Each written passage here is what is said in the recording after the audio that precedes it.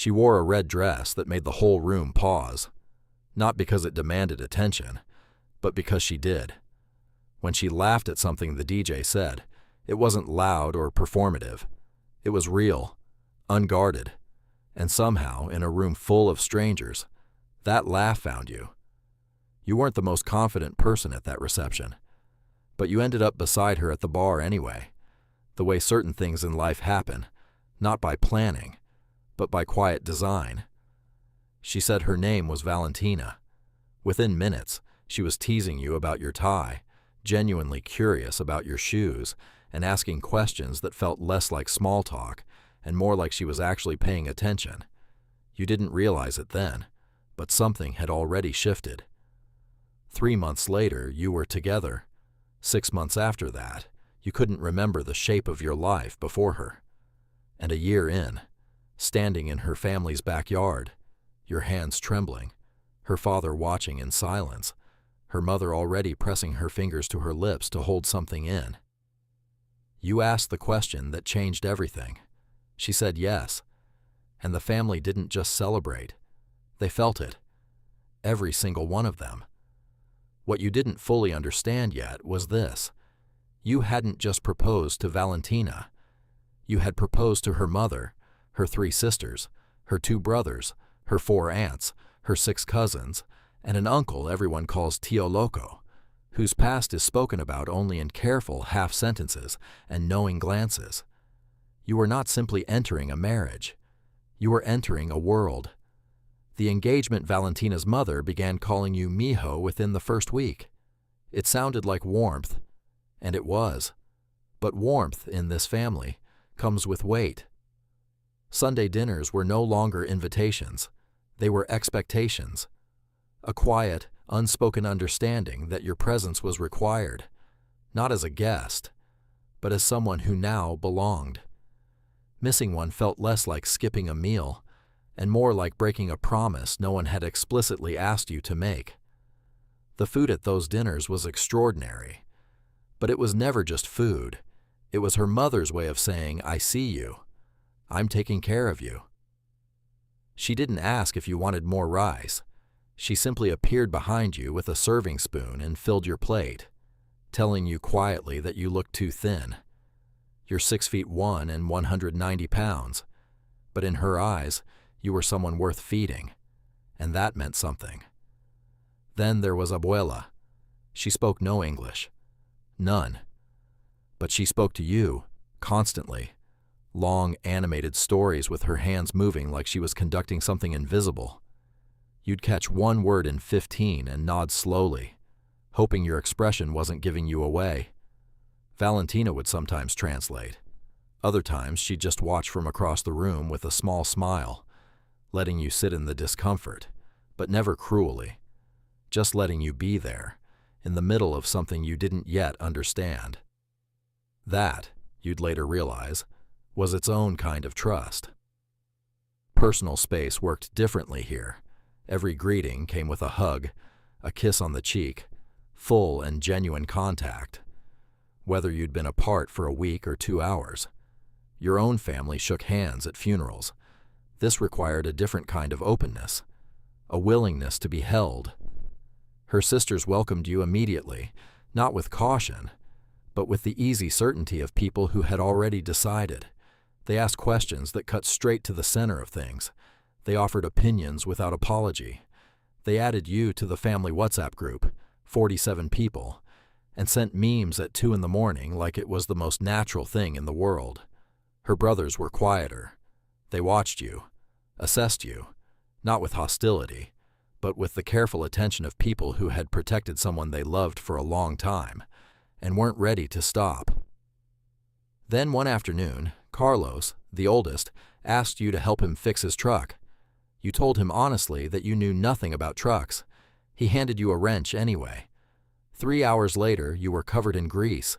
You had learned something real, and Carlos called you hermano for the first time. You had been let in. The wedding planning. You thought you would have a voice in the wedding, a venue, a guest list, perhaps a say in the music. You were gently, completely wrong. Valentina's mother had been planning this day since Valentina was 7 years old. She had a binder. The binder had tabs. The tabs had sub-tabs. This was not an improvisation. This was a life's work. The guest list grew past 300. You had hoped for 75. She explained, without cruelty, that the people on that list were family, in every sense of the word. Some by blood, some by years, some by the simple fact that leaving them out would be a wound that didn't need to exist. You stopped arguing, not out of defeat, but because you were beginning to understand. The music, the food, the flowers, the dress code. Every decision carried meaning you hadn't been taught to read yet.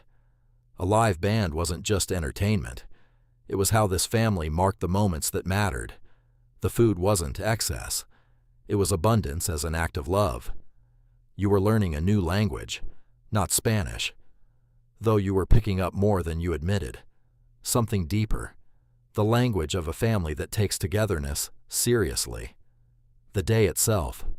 The morning of the wedding, you woke at 5 to find Valentina's tias already in your apartment, cooking breakfast for what appeared to be the entire wedding party. 20 people moved through your living room like they had always lived there. Your groomsmen arrived wide-eyed. One of them pulled you aside and whispered that he'd counted 4 simultaneous conversations in the kitchen, all in Spanish, all at full volume. You told him quietly, "This is just the beginning. Stay close." At the church, Valentina's mother was everywhere, adjusting, directing, correcting. She spotted a crooked candle from 40 feet away and fixed it herself. She had given too much of herself to this day to let anything be less than it should be. When Valentina walked down the aisle, everything you had rehearsed, every word, every composed expression, dissolved completely. She was extraordinary. Her father shook your hand at the altar, then pulled you into an embrace that said everything his words couldn't quite hold. He whispered that you had better take care of his daughter. It wasn't a warning. It was one man handing something irreplaceable to another, and trusting him to know the weight of it. The vows passed like something half-dreamed. When it was done, the church didn't applaud politely. It erupted, the way people react when something they've been hoping for finally arrives. The reception. The band was transcendent. The moment they played, the room transformed, not into a party, but into something older and more essential. A celebration of the kind that knows what it's actually celebrating. Valentina pulled you onto the dance floor. You told her you couldn't dance like this. She told you that didn't matter. Follow her. Trust her. 3 songs later, you were exhausted, soaked through, your tie long gone, and completely, fully present. Carlos and his brothers had formed a circle around you, clapping, calling your name. You had never felt more genuinely seen. The toasts ran to 17. Each one held a piece of Valentina's life that you hadn't been there for. Her childhood, her stubbornness, her fierce and overwhelming love. Her father stood to speak and couldn't finish. Your best man abandoned his prepared remarks and told the room about the phone call you made at 3 a.m. months earlier. Your voice quiet and serious, saying you knew she was the one and you were terrified you weren't enough. The room went still. Then Valentina's mother rose from her seat, crossed the room, and held you in front of everyone. No words, just that. At 2 a.m, you sat with Carlos and his brothers, eating carne asada from the serving tray, and they told you stories about Valentina as a child, how she organized everyone, how she led without asking permission, how she had always been exactly this, fierce, loving, completely overwhelming. Carlos looked at you and said, "You handled the chaos. You didn't flinch when things got loud. You danced even though you can't dance. You're family now."